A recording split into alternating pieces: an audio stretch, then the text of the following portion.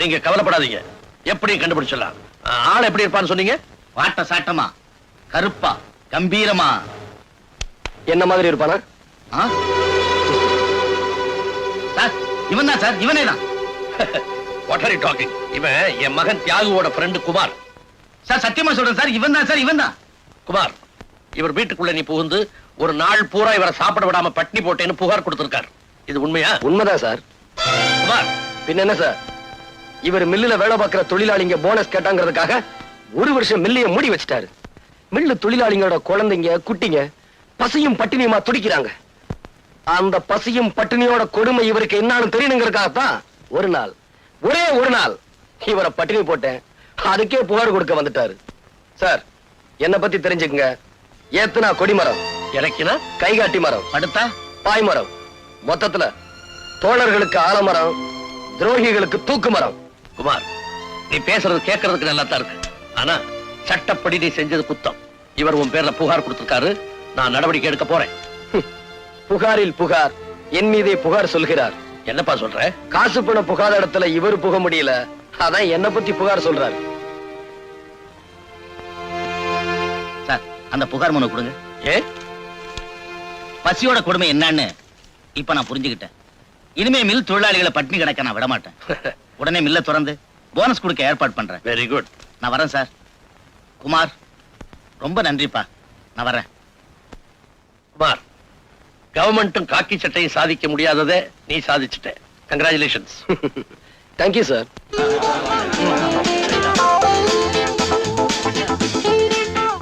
மூடி கிடந்த மில்ல திறந்து வச்சிட்டீங்க. பசியும் பட்டினியுமா கிடந்த எங்க பிள்ளைய வைத்த நிரப்பிட்டீங்க. மொத்தத்துல எல்லா கஷ்டத்தையும் நீக்கிட்டீங்க தம்பி. நீங்க என்னன்னைக்கு நல்லா இருக்கணும் தம்பி. குமார், குமார், குமார், குமார், குமார்,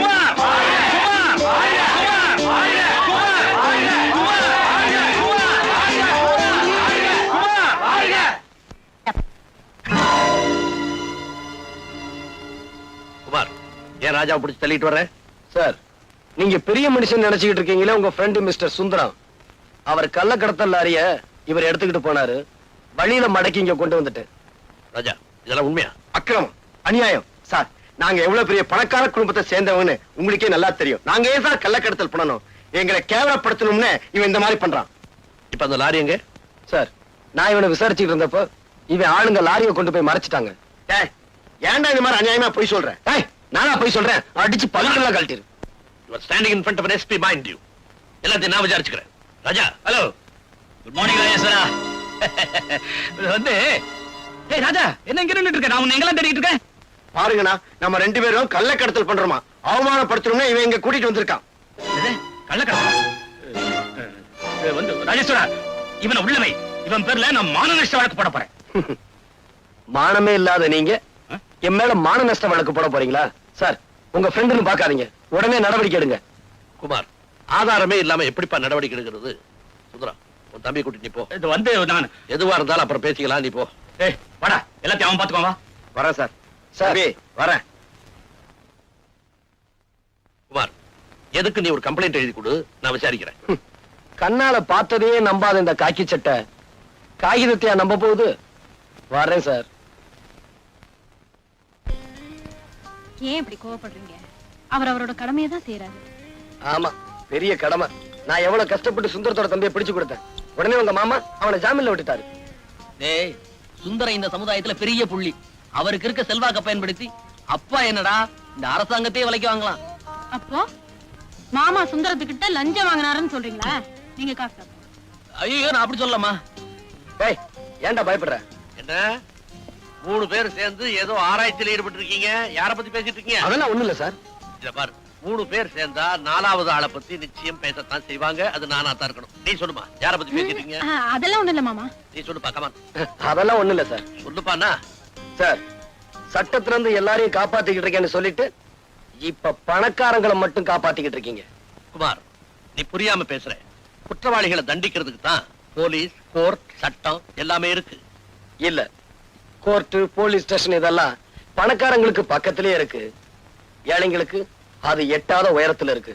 இத பாருங்க சார், யானை நடந்தா அழகு, அது ஓடுனா ஆபத்து.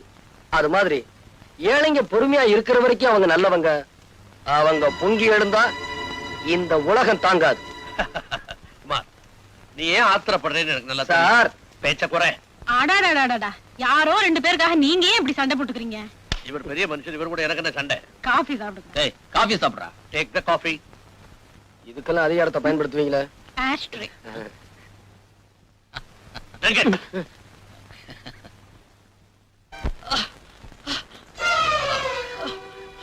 தியாகு, தியாகு, என்னாச்சு? யாரு இப்படி செஞ்சாங்க? யாரு? தியாகு, குமார், அந்த ராஜா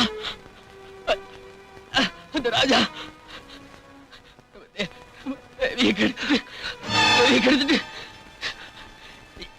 என்ன சுட்டுட்டா. தியாகு, தியாகு.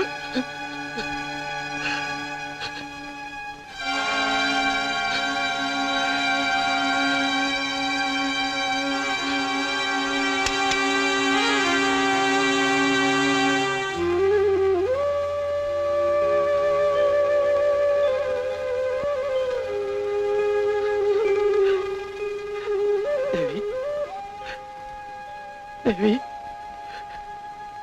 தேவி,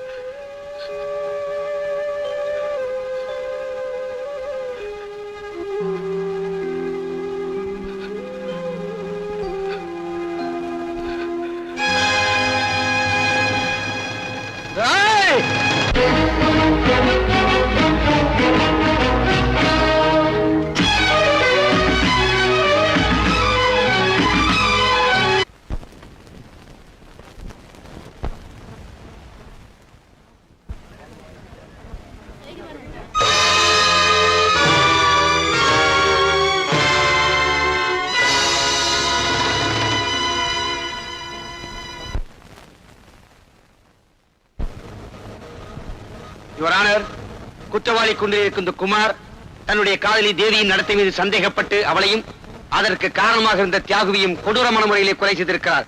ஆகவே இந்த வழக்கை தீர விசாரித்து குற்றவாளிக்கு தகுந்த தண்டனை வழங்குமாறு கனம் கோட்டார்களை தாழ்மையிடம் கேட்டுக்கொள்கிறேன். That's all your honour. Mister Kumar, உங்க தரப்பில் வாதாட வக்கீல் யாராவது வேண்டுமா? வேண்டாம், எனக்கு இரவல் குரல் தேவையில்லை. நான் சொந்த குரல்லே பேசுவேன். என்ன சொல்றீங்க? வக்கீல் தேவையில்லை, எனக்காக நானே வாதாடிக்கிறேன். Yes, proceed. Thank you your honour. முதலில் மிஸ்டர் ராஜாவை விசாரிக்க விரும்புகிறேன். Permission granted.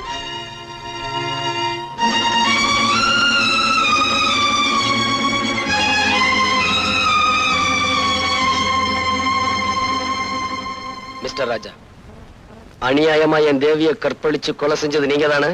போய் அதை தடுக்க முயற்சி செஞ்ச என் ஃப்ரெண்டு தியாகுவை நீங்க தான் கொலை செஞ்சீங்க. அப்பட்டமான போய். இல்ல, கடந்த 15ஆம் தேதி சாயங்காலம் 5 மணில இருந்து 7 மணிக்குள்ள அவங்க 2 பேரையும் நீ தான் கொலை செஞ்ச. நீங்க குறிப்பிட்ட 15ஆம் தேதி அன்னைக்கு சாயந்தரம் 6 மணில இருந்து 7 மணி வரைக்கும் நான் எங்க இருந்தேங்கிறத மதிப்பிற்குரிய எஸ்பி அவர்களை விசாரிச்சீங்கன்னா அவரே சொல்வார்.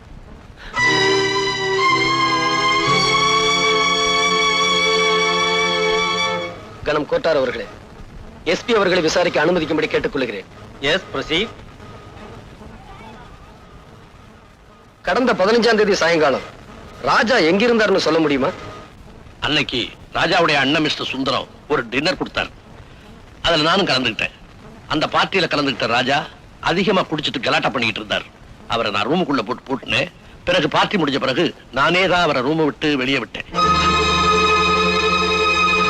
அது எந்த நேரம்னு உங்களால சொல்ல முடியுமா? மாலை 5 மணில இருந்து 7 மணிக்குள்ள. அந்த நேரத்துல அவர் தப்பிச்சு போய் கொலை செஞ்சிருக்கலாம் இல்லையா? செய்திருக்க முடியாது. ஏன்னா தொடர்ந்து அந்த நேரம் பூரா அவர் கதவை தட்டி கூச்சல் போட்டுக்கிட்டே இருந்தாரு. அது எங்களுக்கு எல்லாம் கேட்டுக்கிட்டே இருந்தது.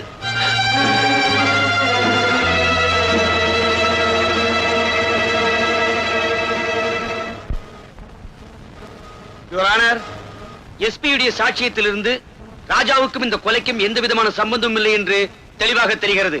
மேலும் இந்த கொலையை பற்றிய உண்மைகள் வெளிப்பட கைரேகை நிபுணர் கைலாசத்தையும் போஸ்ட்மார்ட்டம் செய்த டாக்டர் கோபியையும் விசாரிக்க அனுமதி கோருகிறேன். S, proceed.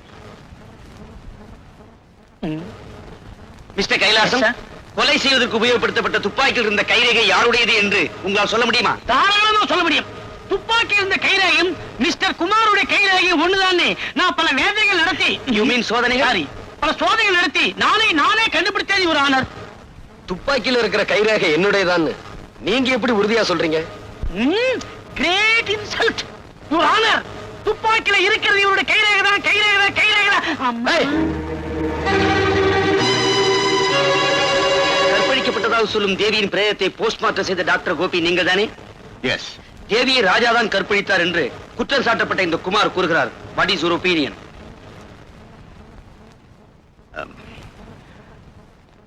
மருத்துவ பரிசோதனையில் தேவியை யாரும் கற்பழிக்கவில்லை என்பதை தெளிவாக தெரிந்து கொண்டேன். அது மட்டுமல்ல, தேவி ஒரு கன்னிப்பெண் தான் என்பதை டாக்டர் என்ற முறையில் என்னால் நிச்சயம் சொல்ல முடியும்.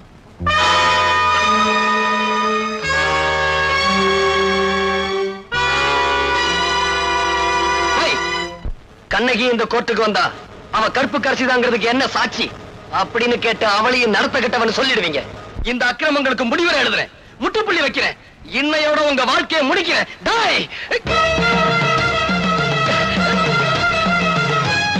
Order, order.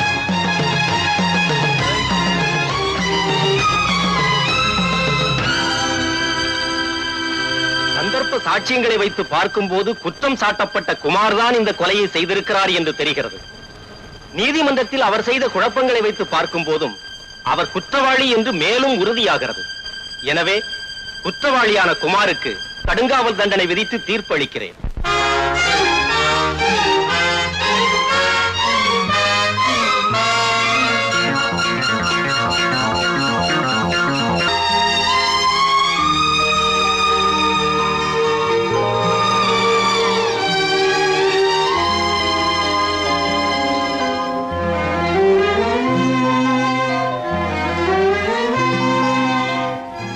நீதானே மல்லிகா? ஆமா. குமார் உன்னை பத்தி சொல்லிருக்காரு. இறந்து போன தேவி மாதிரியே இருக்க. மாமா உட்காரு.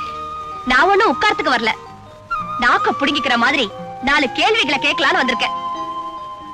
அப்படி என்ன கேட்க போற? என்ன நீ வேணும்னா வேற யாரையாவது கண்ணலம் கட்டிக்க வேண்டியதானே? ஏன் ஆள் தான் கிடைச்சாரா? ஒரு பையனையும் பெத்து வச்சுக்கிட்டு எப்படிதான் மனசு வருதோ? செய்யறத செஞ்சுட்டு அத வெக்கமில்லாம சொல்லிட்டு இப்போ ஊமை மாதிரி இருந்தா என்ன அர்த்தம்? பாக்குறதுக்கு பத்திரி மாதிரி இருக்கிறது, ஆனா பண்றது யார பார்த்து என்ன வார்த்தை பேசின? என்ன நிரபராதின்னு நிரூபிக்கணுங்கிறதுக்காக தன்னை குற்றவாளி ஆக்கிக்கிட்டவங்க. அவங்கள பார்த்து அந்த வார்த்தை பேசுன?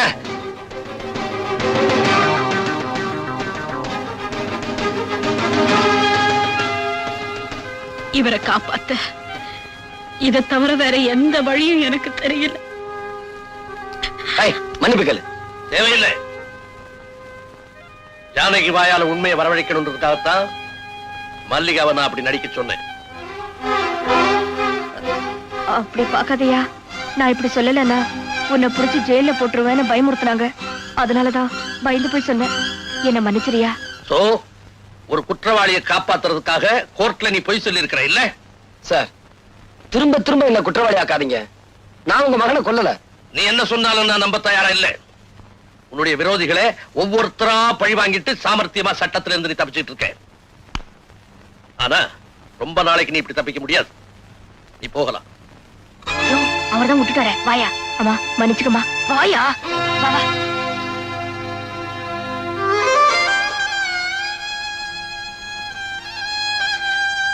என் மாமா எதுக்காக இப்படி ஒரு நாடகத்தை ஆடினீங்க? என் மருமகளை பத்தின உண்மையை தெரிஞ்சுக்கணுங்கிறதுக்காகத்தாமா இப்பதான் என் மனசு நிம்மதியாச்சு. ஆனா என் மனசு புண்ணாயிடுச்சு. என்னமா சொல்ற? குமார் என்னோட படுக்கை அறையில இருந்தாருன்னு சொன்னேனே தவிர என்னோட படுக்கையில இருந்தாருன்னு நான் சொன்னேன். ஒரு போலீஸ் ஆபீசருக்கு சந்தேகம் வந்ததுல நான் ஒண்ணும் வருத்தப்படல. ஆனா பாசமுள்ள என் மாமனாருக்கு சந்தேகம் வந்தது. அதுதான் என்னால தாங்கிக்கவே முடியல.